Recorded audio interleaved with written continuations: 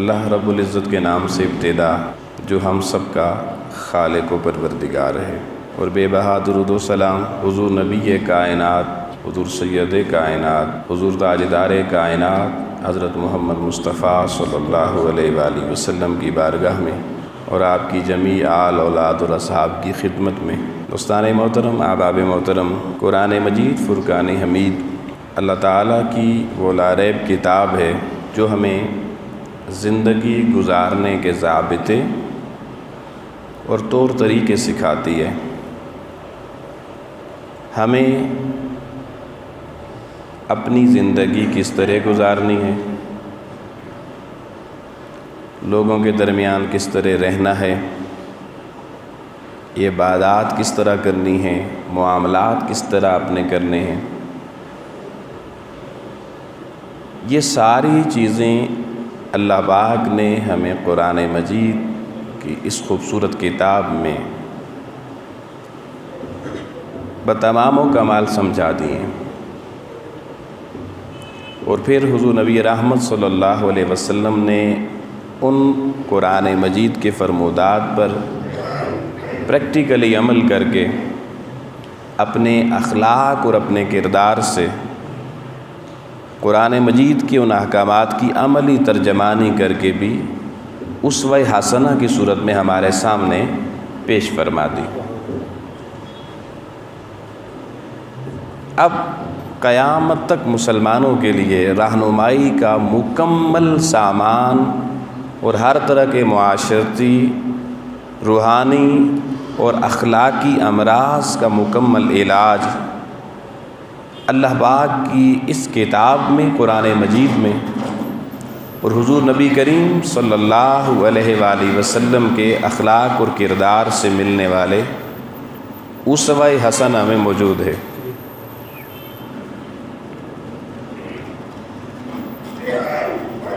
اگر ہم میں سے کوئی شخص یہ کہے کہ مجھے روحانی، اخلاقی اور معاشرتی حوالے سے میری زندگی میں کوئی بگاڑ ہے، کوئی کمی ہے، تو اس کا اسٹریٹ معنی یہ ہے کہ ہم قرآن مجید کی تعلیمات اور حضور علیہ الصلاۃ والسلام کے عملی کردار پر مبنی اسوہ حسنہ کی خیرات سے دور ہیں۔ تو قرآن مجید نے جہاں ہمیں عبادات، طاعات اور زندگی کے دیگر معاملات میں رہنمائی فرمائی، اسی رہنمائی کے ضمن میں اللہ پاک نے قرآن مجید کی سورہ حجرات کے اندر تفصیلاً آداب بارگاہ رسول بیان کرنے کے بعد آداب انسانیت کا ایک پورا باب بیان کیا۔ اس پورے باب میں سے صرف آیت نمبر 11 سے کچھ خیرات آپ کے سامنے پیش کروں گا، اس دعا اور اس یقین کے ساتھ کہ اللہ کریم کی ذات مجھے بھی اور آپ سب کو بھی قرآن مجید کی اس خیرات کو کما حق کو سمجھنے اور اس پر عمل پیرا ہونے کی توفیق عطا فرمائے گا۔ تو اللہ تعالیٰ نے اہل ایمان کو مخاطب کرتے ہوئے فرمایا کہ لا یسخر قوم من قوم، کہ تم میں سے کوئی شخص بھی کسی دوسرے شخص کے ساتھ تمسخر نہ کرے، کوئی شخص بھی کسی دوسرے شخص کو ذلیل کرنے کے لیے، رسوا کرنے کے لیے اس کے ساتھ کوئی بھی گھناؤنا مذاق نہ کرے۔ ہر انسان دوسرے انسان کے متعلق، ہر مومن دوسرے مومن کے متعلق اپنی زبان اور اپنے ہاتھ اور اپنے دیگر اعمال و افعال کے حوالے سے خبردار رہے کہ میرے کسی قول، میرے کسی فعل، میری کسی حرکت سے کسی دوسرے انسان کا جو مقام اور ادب اور احترام ہے اس میں کہیں کمی واقع نہ ہو۔ یعنی ایک مسلمان کے لیے لازم ہے کہ وہ دیگر اپنے ساتھ بسنے والے تمام کلمہ پڑھنے والوں کے عزت اور احترام کا مکمل خیال رکھے، اور اپنی طرف سے کسی دوسرے کے احترام میں نقص یا کمی کے ہونے کا کوئی بھی سبب اپنی ذات سے ظاہر نہ ہونے دے۔ یعنی جس کو کہتے ہیں کیئرفل لائف گزارنا، محتاط زندگی گزارنا۔ تو فرمایا لا یسخر۔ اب اللہ قرآن میں جہاں قطعی لفظوں میں کوئی حکم بیان کر دے، واضح لفظوں میں بین الفاظ میں کوئی حکم بیان کر دے، تو یاد رکھیے وہ قرآن مجید کی نص قطعی بن جاتی ہے، اور اس پر عمل پیرا ہونا بندہ مومن پر فرض عین ہو جاتا ہے۔ تو ہمارے فرائض میں یہ بات شامل کر دی گئی، جیسے مذہبی طور پہ نماز پڑھنا، یہ جمعہ پڑھنا فرض ہے، اسی طریقے سے معاشرتی زندگی میں، روزمرہ کی زندگی میں دوسرے انسانوں مسلمانوں میں سے کسی بھی کلمہ پڑھنے والے کا مذاق نہ اڑانا، یہ بھی ہمارے فرائض میں اللہ کے قرآن نے شامل کر دیا ہے۔ لا یسخر قوم من قوم، تو اس کے ساتھ اللہ پاک نے ایک بڑی خوبصورت بات ارشاد فرمائی، فرمایا عسیٰ ان یکونوا خیرا منہم، کہ لوگوں محتاط ہو جاؤ، عین ممکن ہے تم جس بندے کا مذاق اڑا رہے ہو، جس بندے کے ساتھ تم تمسخر بازی کر رہے ہو،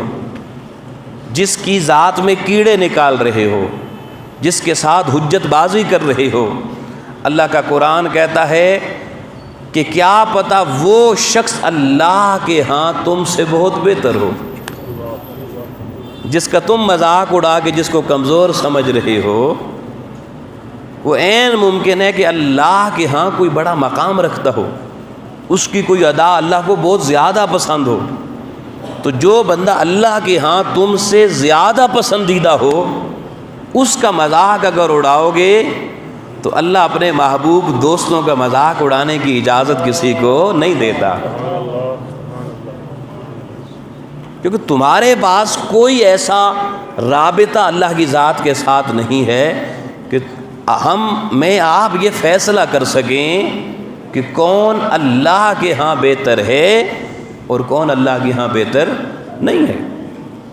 ہمارے پاس کوئی پیمانہ نہیں ہے۔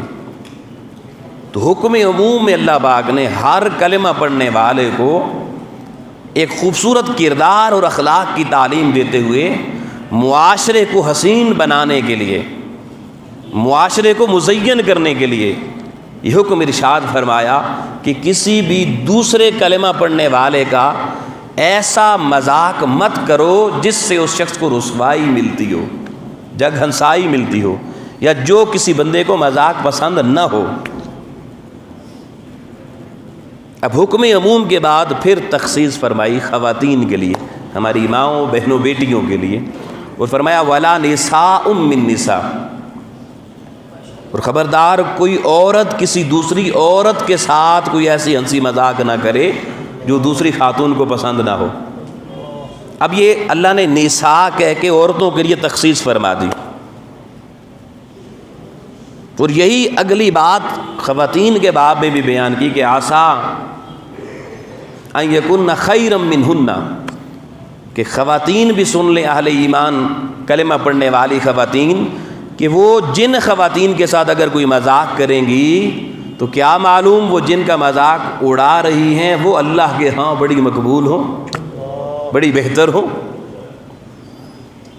تو عزیزان محترم، یہاں ایک بنیادی نقطہ سمجھ لیجئے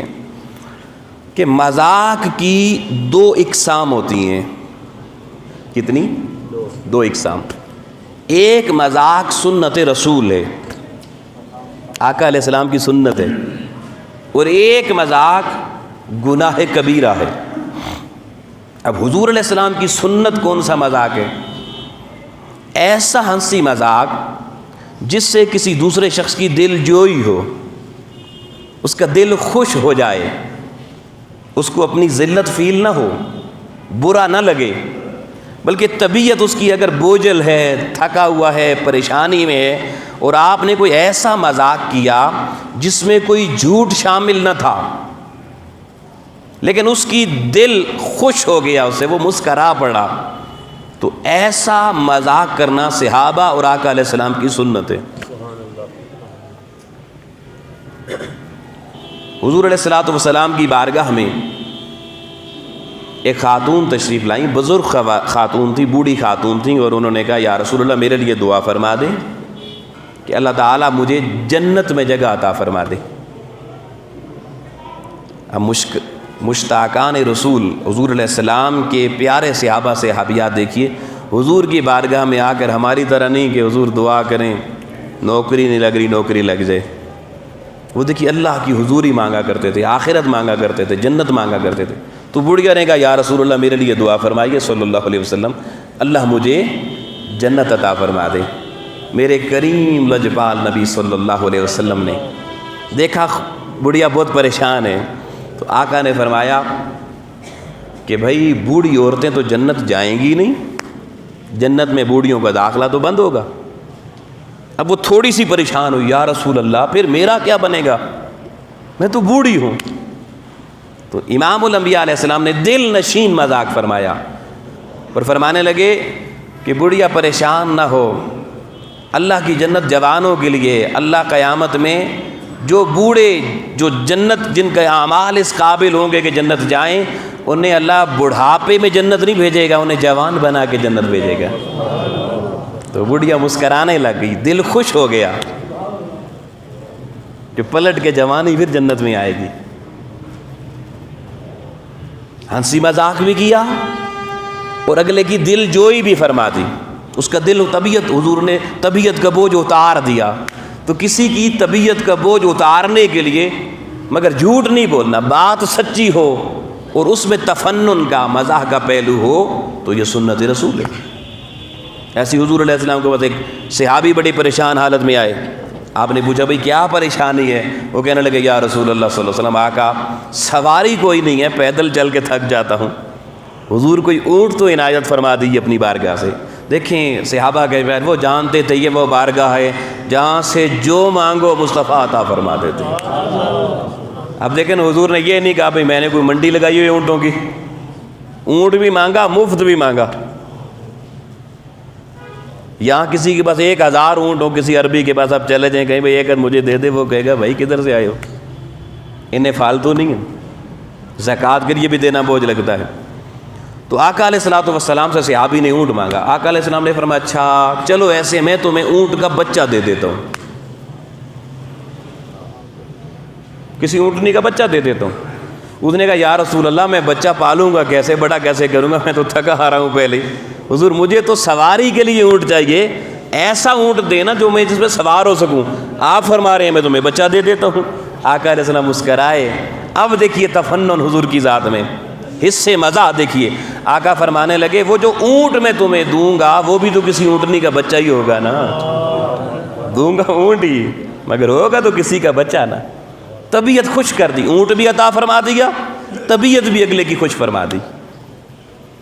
ایسے حضور علیہ السلام کے ایک صحابی حضرت ظاہر رضی اللہ تعالیٰ عنہ حضور علیہ السلام کی بارگاہ میں کبھی کبھی آتے اور حضور علیہ السلام کام کاج ریاست مدینہ کے چلاتے چلاتے کبھی طبیعت تھوڑی سی اگر کوئی بوجھل ہو جاتی تو وہ دیکھتے کہ حضور علیہ السلام تھوڑا تھکاوٹ آ جاتی ہے طبیعت میں کثرت کام کی وجہ سے، تو حضور کی بارگاہ میں کوئی لطیفہ سناتے اور آقا علیہ السلام مسکرا پڑتے، طبیعت مصطفیٰ خوش ہو جاتی۔ اب یہ صحابی ایک دن مدینے کے ایک بازار میں کھڑے ہیں تو رخ اس طرف کیا ہوا ہے، پیچھے سے امام الانبیاء علیہ السلام آ گئے۔ حضور نے دیکھا بھائی مجھے ہنسانے والا، میری مسکراہٹ کے لیے سوچنے والا صحابی کھڑا ہے۔ حضور پیچھے سے گئے اور عذرائے مذاق آپ نے اس کی دونوں آنکھوں پیچھے سے یوں ہاتھ رکھ لیے، یوں ہاتھ رکھ لیے اور ہاتھ رکھے نا ایسے دبا کے آنکھوں پہ۔ پھر امام الانبیاء علیہ السلام نے آواز لگائی، مدینے کے بازار میں بھائی کوئی ایک بدو بکاؤ ہے، کوئی خریدنے والا ہے؟ ساتھ حضور نے آواز لگائی۔ اب خوشبو رسول سے اور آواز رسول سے غلام پہچان گیا یہ تو میرے محبوب ہیں، یہ تو میرے محبوب ہیں۔ اب جیسے یہ پہچان ہوئی ابھی دیکھا نہیں، حضور کے خوبصورت دستے مبارکہ قربان جائیے اس صحابی کی آنکھوں پر جن پہ دستے مصطفیٰ لگے ہوئے ہیں۔ تو حضور فرما رہے ہیں بھائی کوئی ہے گاہک اس غلام کو خریدنے والا، سیاہ فام غلام تھے کالے رنگ کے۔ تو آپ اپنے دل میں خوش ہوئے طبیعت خوش ہوئی تو بجائے جان چھڑانے کے پرے ہٹنے کے حضور کی بغل میں وہ پیچھے ہو رہے ہیں کہ وجود مزید وجود مصطفیٰ کو مس کرے، اور ساتھ کہہ رہے ہیں یا رسول اللہ، اللہ کے رسول اس غلام کو کوئی نہیں لے گا، یہ بڑا بے قیمت غلام ہے۔ اب سنیں گے لوگوں، دل جوئی میرے محبوب کی، وہ سیاہ فام تھے، ذرا کمزور تھے بظاہر جانی مالی اعتبار سے، تو امام الانبیاء علیہ السلام نے کیسی خوبصورت دل جوئی فرمائی۔ وہ کہہ رہے ہیں حضور اس کو کوئی نہیں لے گا، یہ بے قیمت ہے۔ آقا علیہ السلام نے فرمایا وَلَٰكِنْ عِنْدَ اللَّهِ لَسْتَ بِقَاصِدٍ، فرمایا دنیا پہ اپنا مول نہ لگوا، مجھ مصطفیٰ سے پوچھ رب کے بازار تجارت میں تیری بڑی قیمت ہے، تیرا بڑا مقام ہے۔ جب یہ کہا کہ اللہ کی ہاں تیرا بڑا مقام ہے تو طبیعت اس صحابی کی کتنی خوش ہوئی ہوگی۔ تو ایسا مذاق کرنا جس سے دوسرے کی طبیعت خوش ہو جائے اور اس کا دل باغ باغ ہو جائے اور اس کے اندر جھوٹ کا ایلیمنٹ شامل نہ ہو اور نیت آپ کی اچھی ہو، کسی بری نیت سے بھی نہیں، خوش طبعی سے اچھے ارادے کے ساتھ، تو ایسا مذاق کرنا دین محمدی صلی اللہ علیہ وسلم میں لوگوں یہ سنت مصطفیٰ کریم علیہ السلام ہے۔ یہ ہو گیا جائز مباح سنت مذاق۔ لیکن دوسرا مذاق جس سے کسی کی طبیعت پہ بوجھ آ جائے، کسی انسان کا لوگوں دل دکھ جائے اور بندے کا ٹوٹا ہوا دل مزید ٹوٹ جائے، تو ایسا مذاق ایک سنگین گناہ عظیم ہے جس سے اللہ پاک کے قرآن نے بیان کیا۔ اور ایسا مذاق کیوں کیا جاتا ہے، اس کی وجہ کیا ہوتی ہے، یہ بڑی توجہ طلب بات ہے۔ ایسا مذاق بندہ دوسرے کے ساتھ اس وقت کرتا ہے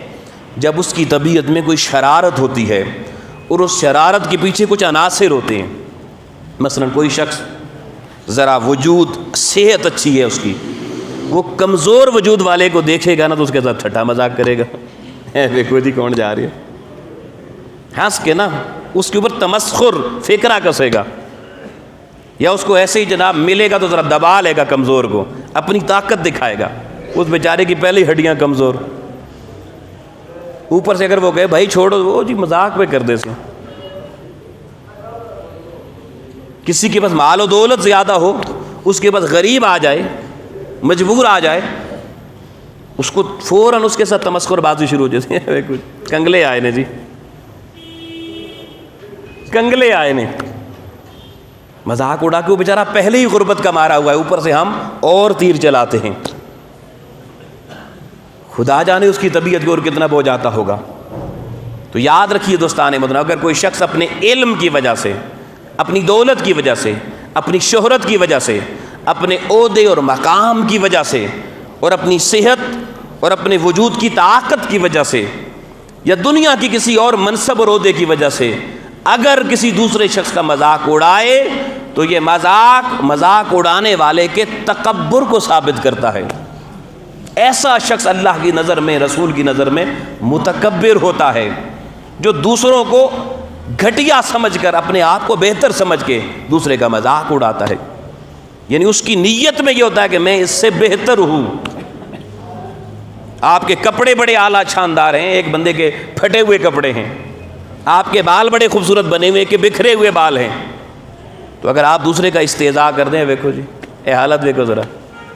اچھا ایسے لوگوں کو پھر بعض اوقات بڑی عجیب عجیب فکرے ان پہ کسے جاتے ہیں، اے دیکھو جی کلندر جا رہے ہیں نہیں، اے باور ہی چلے نے جی، اے سائیں ہی جا رہے ہیں جی، نہ وہ سائیں ہوتا ہے نہ وہ کلندر ہوتا ہے، نہ آپ کو بھی پتہ ہے، لیکن مذاق میں اس کو ملایا کہاں پر۔ تو دوستان محترم، اس مذاق کو دین نے حرام قرار دیا ہے، اور ایسا شخص، ایسے بولنے والا تکبر کا شکار ہوتا ہے۔ اور آقا علیہ السلام نے فرمایا اللہ کے ہاں ناپسندیدہ اور مغبوض ترین چیز جس پہ اللہ کی ذات کا غیظ و غضب بھڑک اٹھتا ہے، وہ بندے کی طبیعت میں پایا جانے والا تکبر ہے۔ امام الانبیاء علیہ السلام نے حدیث قدسی فرمایا کہ اللہ کی ذات فرماتی ہے کہ الکبریاء ردائی، کہ یہ جو تکبر ہے یہ اللہ کی چادر کا نام ہے، اللہ کی چادر کا نام ہے۔ فَمَن يُنَازَعْنِي فِيهِ عَذَّبْتُهُ، فرمایا جس نے اللہ کی اس چادر میں اس سے جھگڑا کیا یعنی جس نے تکبر کیا سمجھ لے وہ اللہ سے جھگڑا کر رہا ہے، وہ اللہ سے اس کی وہ صفت جو اللہ کی شان کو جچتی ہے اس کو اپنے اندر لانا چاہتا ہے، یعنی خود خدائی کا دعوے دار بننا چاہتا ہے۔ تو اللہ کے نبی نے فرمایا، میرا رب فرماتا ہے عذبتہ، جو شخص بھی میری اس تکبر کی چادر کو چھیڑے گا اور تکبر کو اظہار کرے گا، اللہ پاک اسے دنیا میں ہی کسی عذاب اور رسوائی میں مبتلا کر دے گا، لوگوں کی نظروں سے دنیا میں گرا دے گا اور آخرت میں شدید عذاب اس کو اللہ پاک دے گا۔ اب یہ دیکھیے کتنی معمولی سی بات ہے ہماری زندگی میں، مگر اللہ رسول کے ہاں یہ کتنا گھناؤنا ظلم اور گناہ ہے۔ اور دوسری وجہ یہ ہوتی ہے کسی کا مذاق اڑانے کی کہ انسان دوسرے بندے کو اپنے سے گھٹیا اور کم تر سمجھتا ہے، حقیر سمجھتا ہے کہ میرا خاندان عالی ہے، میری قوم بڑی ہے، میری برادری اچھی ہے، یہ دیکھو جی یہ کوئی خاندانی آدمی ہے، یہ کوئی نسلی آدمی ہے، یہ قوم دیکھو جی، یہ خاندان دیکھو جی۔ بڑی معذرت کے ساتھ دوستان محترم، یہ وہ ہماری بچپن میں تربیت ہی بعض گھروں میں ایسی ہوتی ہے، بچے بڑے ہی اس ماحول میں ہوتے ہیں کہ ایسا تانا وہ بچپن میں گلی محلے کے بچوں کو دیتے دیتے بڑے ہو جاتے ہیں، اور پھر جس پہ جی چاہتا ہے، جب جی چاہتا ہے جوانی میں، وہ آوازیں کستے چلے جاتے ہیں۔ جس کو ذرا سا کم تر کسی درجے میں پایا اس پہ ٹھٹھا بازی کر دی، مذاق کر دیا۔ عزیزان محترم یاد رکھیے گا، کسی کو حقیر جاننے والے اور کسی کو حقارت کی نظر سے دیکھنے والے، وہ کہتے ہیں نا، نہ دیکھ کسی کو حقارت کی نظر سے، ہر چہرہ کسی کا محبوب ہوتا ہے۔ ہو سکتا ہے جو آپ کو حقیر نظر آ رہا ہو وہ اللہ کو عزیز نظر آ رہا ہو۔ بھئی آپ کس چیز پہ فخر کر رہے ہیں؟ کیوں حقیر دوسرے کو سمجھ رہے ہیں؟ وہ جی میرے پاس ماشاءاللہ صحت بڑی اچھی ہے، انوے کو ہر وقت بیمار بنیا رہتا ہے۔ وہ اللہ کے بندے، اگر صحت اللہ نے تجھے دی ہے اس لیے تو نہیں دی کہ تو دوسروں کا مذاق اڑائے، کل اللہ تجھے بیمار کر دے، ہفتہ تو بیمار رہ گئے، تیری صحت ختم ہو گئی، ہارٹ کا پرابلم ہو جائے، تجھے بلڈ پریشر ہو جائے، شوگر ہو جائے، تجھے کرونا وائرس ہو جائے، کچھ ہو جائے، تیری بڑھ کے ختم۔ اس پہ اترا رہا ہے، اس سے دوسروں کو حقیر سمجھ رہا ہے۔ کسی کو کوئی عہدہ مل جائے، وزیر اعظم بن جائے، وزیر بن جائے، مشیر بن جائے، کوئی کسی عہدے پہ تھانے دار بن جائے، ایس ایچ او بن جائے، اور وہ سمجھے کہ میری اوقات بڑھ گئی ہے، اب یہ گھٹیا لوگ ہیں، یہ کم تر لوگ ہیں، یہ نیچے بیٹھے میں اوپر بیٹھوں۔ اگر اس کی یہ سوچ ہے تو اللہ کی ذات چاہے تو اس کو کل معطل کروا دے، کل کسی جیل میں پہنچا دے، کل نوکری سے فارغ کروا دے۔ یہ تو آنے جانے والی چیزیں۔ لوگوں یاد رکھو، دولت سے مت کسی کو حقیر سمجھنا۔ آج کسی کے پاس ہے، کل ممکن ہے خدا کسی کو بھکاری بنا کے لوگوں کے سامنے ہاتھ پھیلانے پہ لگا دے۔ اس پہ تکبر کس بات کا؟ اس سے لوگوں کو حقیر کیوں سمجھ رہے ہیں؟ چار پیسے آ گئے، دولت آ گئی، علم آ گیا، شہرت آ گئی، کوئی خاندانی وجاہت آ گئی، چار لوگوں میں آپ کو عزت مل گئی، صحت طاقت مل گئی، تو اس کا یہ معنی نہیں ہے کہ دوسروں کا مذاق اڑائیں۔ ہاں، اس کا معنی یہ ہے کہ اب اللہ کا شکر ادا کریں۔ جتنی دولتیں بڑھتی چلی جائیں گی اتنا اللہ کی شکر گزاری بھی طبیعت میں بڑھنی چاہیے، اتنا بندہ اللہ کا شکر گزار زیادہ ہو اور دعا کرے کہ مولا یہ جو تو نے عہدہ جا شہرت دی ہے، مجھے اسے صحیح جگہ استعمال کرنے کی توفیق دیو۔ صحیح جگہ اللہ کی مخلوق کی خدمت ہے۔ دولت ہے تو اس سے اللہ کی مخلوق کی خدمت کرو، صحت ہے تو اس سے کمزوروں کو خدمت کرو، ماں باپ کی خدمت کرو، بہن بھائیوں کی خدمت کرو۔ اگر کوئی عہدہ جائے تو اس سے اللہ کی مخلوق کے لیے آسانیاں پیدا کرو۔ علم ہے تو لوگوں میں بانٹو، لوگوں میں علم تقسیم کرو، اترانا نہ سیکھو، لوگوں کو حقیر مت سمجھو، بلکہ اپنے اس جو اللہ نے کرم کیا ہے اس پہ اللہ کی بارگاہ میں شکر گزاری کرو، اور اپنے اس فن کو اللہ کی مخلوق کی خدمت کے لیے استعمال کرو، اللہ اور برکتیں ڈال دے گا۔ تو یہ اللہ پاک نے قرآن مجید میں فرمایا کہ کسی کا تمسخر نہ کریں۔ پھر خواتین کے لیے الگ حکم کیوں دیا؟ کہ عورتیں اکثر، کیونکہ ہم نے انہیں تعلیم سے بھی زیادہ دور رکھا ہوا ہوتا ہے، شعور سے بھی دور رکھا ہوا ہوتا ہے، تو گھروں تک محدود ہوتی ہیں، تو بعض کا سوچ بھی محدود ہو جاتی ہے، تو عورتیں بڑی جلدی جذباتی ہو کہ دوسروں کے تمسخر بازی بھی آ جاتی ہیں۔ ذرا اچھے کپڑے پہن لیں، کسی فنکشن میں چلی جائیں، دوسری عورتوں کو دیکھو، فلانی دا لباس دیکھو، فلانی دا حالت دیکھو، اس کی چپل دیکھو۔ اب ان کے لیے اللہ نے الگ حکم دیا، مگر اس حکم میں کئی حکمتیں ہیں، میں وقت بہت کم ہے، صرف ایک حکمت بتاتا ہوں۔ عزیزان محترم، اللہ نے یہ منع کیا کہ مرد مردوں کا مذاق نہ اڑائیں، عورتیں عورتوں کا مذاق نہ اڑائیں، لیکن اللہ نے یہ کہیں نہیں لکھا، یہ نہیں کہا، نہ حضور نے فرمایا نہ اللہ نے فرمایا کہ مرد عورتوں کا مذاق نہ اڑائیں، عورتیں مردوں کا مذاق نہ اڑائیں۔ تو کیا خیال ہے پھر مرد عورتوں سے مذاق شروع کر دیں، عورتیں مردوں سے شروع کر دیں؟ نہیں۔ کوئی کہہ سکتا ہے اللہ نے تو منع نہیں کیا۔ بھائی اللہ نے کیوں نہیں منع کیا؟ یہی راز اس آیت میں ایک بڑا شرعی حکم کی طرف اشارہ ہے، اور وہ یہ ہے کہ اسلام میں مردوں کی مجالس الگ ہیں، عورتوں کی مجالس الگ ہیں۔ ارے یہ مذاق کی نوبت تو تب آتی جب مخلوط مجلسوں کی اجازت ہوتی، جب دین محمدی میں مردوں کو عورتوں کے ساتھ مخلوط اختلاط کی اجازت نہیں اور عورتوں کو مردوں کے ساتھ مکس گیدرنگ کی اجازت نہیں، تو قرآن کی اس آیت میں اللہ نے تمسخر میں مرد کو مرد کا تمسخر اڑانے سے منع کر کے، عورت کو عورت کا مذاق اڑانے سے منع کر کے یہ بتا دیا کہ جب اللہ نے مرد کو عورت اور عورت کو مرد کا مذاق اڑانے کا حکم نہیں دیا تو معنی یہ ہے کہ اسلام میں کہیں پر بھی مردوں کی گیدرنگ عورتوں کے ساتھ مخلوط اس کی قطعاً کوئی گنجائش اور اجازت نہیں ہے۔ کوئی ایسا فنکشن اسلام میں نہیں ہے جس میں مرد اور عورتوں کا مخلوط فنکشن ہو۔ تو کتنا خوبصورت حکم اللہ پاک نے یہاں ارشاد فرما دیا۔ پھر فرمایا کہ استہزاء نہ کرو، اور اگلی بات دوسرا حکم جو اس آیت میں اللہ پاک نے فرمایا، انتہائی توجہ طلب، کہ عورتوں کو کہا عسیٰ یکن خیرا منہن ولا تلمزوا انفسکم۔ لوگوں بڑی توجہ طلب جملے ہیں۔ ولا تلمزوا، لمز کا لفظ عربی زبان میں استعمال ہوتا ہے،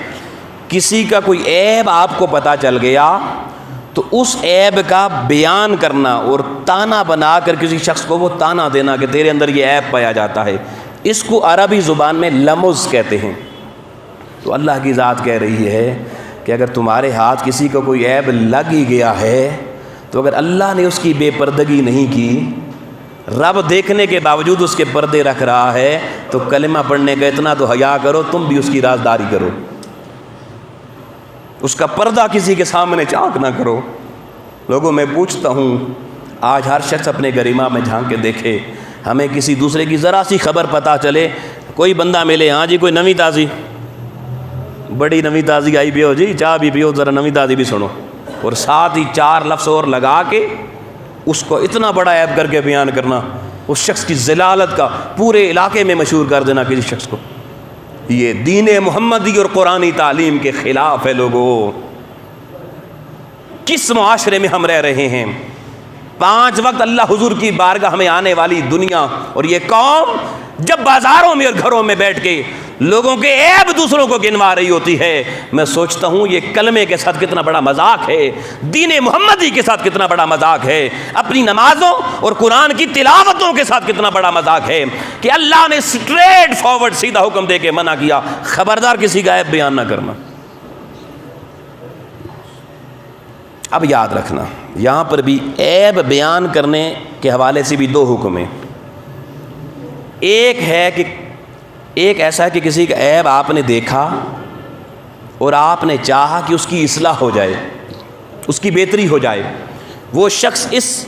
رذالت اور خجالت اور اس عیب سے نکل آئے، تو آپ نے اس کو حسن نیت کے ساتھ، حسن اخلاق کے ساتھ پہلے اس کے ساتھ اب اس کو اپنی دوستی محبت کا یقین دلا کر کے وہ برا نہ مانے، اور پھر لوگوں کے سامنے نہیں، تنہائی میں بٹھا کر اور ہاتھ جوڑ کر نظریں جھکا کے کہا میرے پیارے بھائی، تم میرے دینی بھائی ہو، انما المؤمنون اخوہ، تم میرے بھائی ہو، یار تمہارے اندر یہ ایک عیب ہے، یہ میں نہیں چاہتا لوگوں تک جائے، اور میری محبت مجھے یہ کہہ رہی ہے کہ میں تمہیں بتاؤں تاکہ تم اس کو دور کر لو، مگر میرے بھائی نہ مجھ سے ناراض ہونا، اور برا لگے تو میں معافی بھی چاہتا ہوں، تو اس کی اگر اصلاح کر لو تو دنیا اور آخرت میں اللہ تمہیں سرخرو فرما دے گا۔ اس نیت اور ارادے کے ساتھ تنہائی میں الگ بٹھا کر آپ کسی کو اگر عیب بتا دیں تو یہ ایک صدقہ جاریہ ہے، یہ ایک نیکی کا عمل ہے، مگر کیسے بتانا، اس کے لیے اللہ کے رسول نے ایک مثال دی، حضور نے فرمایا المؤمن مرۃ المؤمن، فرمایا مومن مومن کا شیشہ ہے، مومن مومن کا آئینہ ہے، اور آئینے میں کمال پتہ کیا ہوتا ہے؟ جب آپ آئینے کے سامنے کھڑے ہوتے ہیں تو آپ کے چہرے پر جو بھی عیب ہو، کوئی مکھی بیٹھی ہو، کوئی داغ لگا ہو، کوئی سالن کا نشان لگا ہوا ہو، تو فوراً آئینہ آپ کو بتا دیتا ہے، مگر آئینہ آپ کا مذاق نہیں اڑاتا۔ آئینہ آپ کا وہ عیب کسی اور کے سامنے بیان، اب میں آئینے کے سامنے کھڑا ہوا، اس نے مجھے میرا عیب دکھایا، خاموشی کے ساتھ دکھایا، اب علامہ شمس الدین عباسی صاحب اسی آئینے کے سامنے آ گئے، وہ میرا عیب انہیں نہیں دکھائے گا، انہیں نہیں دکھائے گا۔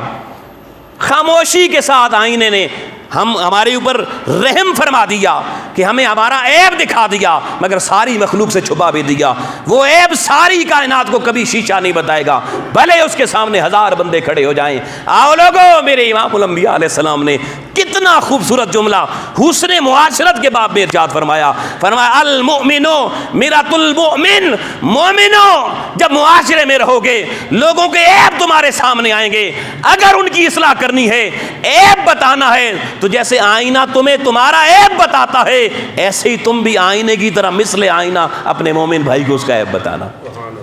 مگر رسوا نہ کرنا۔ تو یہ ہے اصلاحی پہلو، کسی کو کسی کا عیب بتانے کا۔ مگر دوسری طرف اگر ویل لکل ہمزۃ لمزہ، اللہ کا قرآن کہتا ہے وہ لوگ جو کسی کی ذات میں پہلے عیب تلاش کرتے ہیں، ہمزہ کہتے ہیں عیب تلاش کرنے کو، یار اس وجہ کو خامی ملنی چاہیے، پہلے عیب تلاش کیا، پھر اس کو تانا بنایا، پھر لومازہ، پھر دوسرے کو تانا دیا، اس کو ذلیل کرنے کے لیے، اس کو معاشرے میں رسوا کرنے کے لیے۔ اللہ کا قرآن کہہ رہا ہے، میرا رب کہہ رہا ہے ویل لکل، ہر وہ شخص جو ہمزہ اور لومزہ میں آئے گا، دوسروں کے عیب تلاش کرنا جس کا مشغلہ بنے گا، اور دوسروں کے عیب بیان کرنا اور تانے دینا جس کا مشغلہ ہوگا، اللہ کا قرآن کہہ رہا ہے اس کا ٹھکانہ ویل، دوزخ کا نچلا مقام ہے۔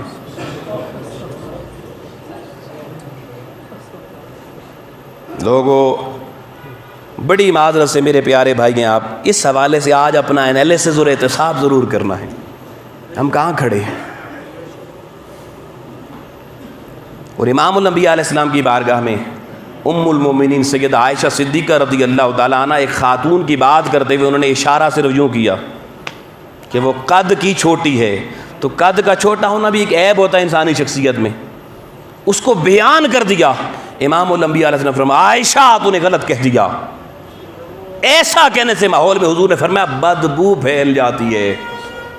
منع کیا، فرمایا یہ غیبت میں ہے، معافی مانگو اللہ سے اور آئندہ کبھی ایسا جملہ نہ بولنا۔ تو پتہ چلا تانا کسی کو اشارے سے بھی دیا جا سکتا ہے۔ تو اشارتاً جو دین محمدی لوگوں ہمیں کسی کا عیب بطور اشارتاً بیان کرنے کی اجازت نہیں دیتا، وہ زبان سے کیسے اجازت دے سکتا؟ تو اللہ کی حضور یہ عہد کرو کہ کسی کا عیب دوسرے کے سامنے بیان نہیں کریں گے۔ اور تیسری بات اس قرآن مجید کی آیت میں اللہ پاک نے بیان کی کہ وَلَا تَنَابَزُوا بِالْأَلْقَابِ، فرمایا اپنے مسلمان کسی بھائی کو ایسے القابات سے نہ پکارو، ایسے برے ناموں سے نہ پکارو جو برے نام اس کو اچھے نہ لگتے ہوں۔ بھائی بڑی توجہ طلب یہ بات ہے، ماں باپ ایک بندے کا نام رکھتے ہیں، خوبصورت نام ہوتا ہے، ہم جب اسی نام کو بلاتے ہیں تو کیسے بلاتے ہیں؟ کسی کا نام ہو علامہ محمد مسکین، ہم کہتے ہیں ہم مسکینہ جا رہے۔ اب مسکینہ کسی کو اچھا لگتا ہے نام جس کا نام ہو؟ اکرم کسی کا نام ہو، حضور کا نام رسول اکرم، ہم کہتے ہیں اکرو جا رہے، اکرمہ جا رہے، ہم بگاڑ دیتے ہیں نا۔ قرآن کہتا ہے خبردار کسی کا نام بگاڑنا نہیں ہے، یہ بھی گناہ کبیرہ ہے۔ کوئی اگر تھوڑا سا کسی میں کوئی جسمانی عیب آ گیا، پاؤں ٹیڑھا ہے، چلنے میں تھوڑا ٹیڑھا چلتا ہے، اس کو لنگڑا کہنا یہ گناہ کبیرہ ہے۔ کسی کی آنکھوں کے ڈیلے تھوڑے ادھر ادھر ہیں، سیدھے نہیں ہیں، اس کو بھینگا کہنا یہ گناہ کبیرہ ہے۔ آپ ذرا سوچیں، میں خود سوچوں، آپ اپنے متعلق سوچیں، ہم کہاں کھڑے ہیں؟ مگر یاد رکھنا اس میں بھی ایک مثبت پہلو ہے، بعض لوگوں کے کچھ عرفی نام ہوتے ہیں جو بچپن میں پڑ جاتے ہیں، جیسے کسی کو ماں مٹھو کہتی ہے، کوئی کسی کو شانی کہتے ہیں، کوئی ببلو کہتے ہیں، وہ عرفی نام سن کے وہ بندے کی طبیعت خوش ہوتی ہے، وہ کہتا ہے یہ مجھے نام اچھا لگتا ہے۔ یا کچھ لوگ اپنا نام خود کوئی عرفی رکھ لیتے ہیں، وہ کہتے ہیں بھئی مجھے بالا کہا کریں، اقبال نام ہوتا ہے، مگر بندہ خود خوش ہوتا ہے طبیعت، مجھے کوئی بالا کہے تو۔ اگر طبیعت کسی کی خوش ہوتی ہو کوئی عرفی نام سے، اس نام کو استعمال کرنے کی دین میں اجازت ہے، وہ اس آیت کے ذیل میں وَلَا تَنَابَزُوا بِالْأَلْقَابِ میں نہیں آئے گا۔ تنابز وہ کسی کا برا لقب ہے، وہ برا نام ہے جو کسی کی طبیعت پہ ناگوار گزرے۔ ہم جب کسی کا نام بگاڑتے ہیں تو کبھی کسی سے پوچھا بھئی تمہاری طبیعت پہ کیسا گزر رہا؟ اور یہ ہمارا معمول ہے۔ شاید ہی ہم میں بیٹھا ہوا کوئی ایسا شخص ہو جو اس فعل بد سے بچا ہوا ہو۔ یہ گناہ کبیرہ ہے دوستان محترم۔ اور پھر آگے قرآن نے یہ 3 باتیں کہہ کے کسی کا مذاق نہیں اڑانا، کسی کو کوئی تانا نہیں دینا، عیب نہیں نکالنا، اور کسی کو کوئی برا نام نہیں دینا، کوئی خود ساختہ نام نہیں دینا۔ منع کر کے کہا بئس الاسم الفسوق بعد الایمان، فرمایا ایمان لانے کے بعد، کلمہ پڑھنے کے بعد، شریعت محمدی کی چھتری کے نیچے آنے کے بعد ان کاموں میں سے اگر کوئی کام کرے اور اللہ کے یہاں وہ بندہ فاسق بن جائے، اس کا نام، یہ دنیا کے نام بگاڑے گا، یہ دنیا کو تانا دے رہا ہے، یہ دنیا کے ساتھ مذاق کر رہا ہے۔ قرآن کہہ رہا ہے بئس الاسم الفسوق، اللہ کے یہاں اس کا نام لکھا جاتا ہے ایسا کرنے والا فاسق ہے۔ اور حضور نے، اللہ نے قرآن میں فرمایا ایمان لانے کے بعد کسی کو فاسق کہا جائے، اس سے زیادہ بری شے اس کی زندگی میں اور کوئی نہیں ہوتی۔ بئس الاسم الفسوق بعد الایمان، ایمان لانے کے بعد کوئی فاسق بن جائے، کوئی اللہ کے یہاں فسق و فجور کرے اور فاسق کہلائے، فرمایا اس سے بری شے اس کی زندگی میں کوئی دوسری نہیں ہے۔ اور یہاں اللہ نے پھر دیکھیے اب یہ ساری باتیں کہہ کے ہمیں ایک بڑا خوبصورت اشارہ دیا، فرمایا وَمَن لَّمْ يَتُبْ، توبہ کر لو تو بہتر ہے، لیکن اگر توبہ کیے بغیر واز سن کے بھی اٹھ گئے اور پھر بھی معمول یہی جاری رہا، مَن لَّم يَتُبْ، توبہ تے کرنی ہی نہیں اسی جی، تسی واز کر دے رہو بھلے، تو فرمایا فَأُولَٰئِكَ هُمُ الظَّالِمُونَ، فرمایا پھر اللہ نے تمہارا ٹھکانہ کہاں رکھا ہوا ہے؟ قیامت کو ظالموں کے ساتھ تمہارا شمار ہوگا، تم نے اپنی طبیعت پہ جان پہ ظلم کر دیا ہے۔ تو میرے بھائیوں، ہم یہاں بیٹھ کے یہ سوچ کے پھر جمعے کے لیے کھڑے ہوتے ہیں کہ کیا ہمیں اللہ کے یہاں ظالم بننا ہے؟ کیا ہم میں سے کوئی چاہتا ہے کہ اللہ قیامت کو ظالموں میں اس کو کھڑا کر دے؟ اگر ہم اس ظالموں کی صف سے نکلنا چاہتے ہیں تو پھر ہمیں آج اپنا ارادہ اور طبیعت درست کرنی ہوگی کہ آج کے بعد کسی کے ساتھ ہم ایسا مذاق نہیں کریں گے جو اس کو ناپسند ہو، ہم کسی دوسرے شخص کو ایسا تانا اور عیب نہیں اس میں سے نکالیں گے جو اس کو برا لگتا ہو، اور ہم کسی شخص کو کوئی ایسا نام نہیں دیں گے، القاب نہیں دیں گے، نام بگاڑیں گے نہیں کہ جو کسی کی طبیعت پہ بوجھل بنتا ہو۔ اور جو زندگی میں کر چکے ہیں اللہ کے حضور آج جمعے پہ اللہ کے حضور معافی مانگیں گے۔ دعائے اللہ کریم کی ذات ہم سب کو ان جرائم کبیرہ سے بچنے اور آئندہ زندگی میں اس سے توبہ طائب ہو کے استغفار پڑھ کے صحیح قرآنی تعلیم کے مطابق معاشرتی زندگی گزار کے اپنے معاشرے کو حسین بنانے کی توفیق عطا فرمائے۔ وآخر دعوانا الحمدللہ رب العالمین۔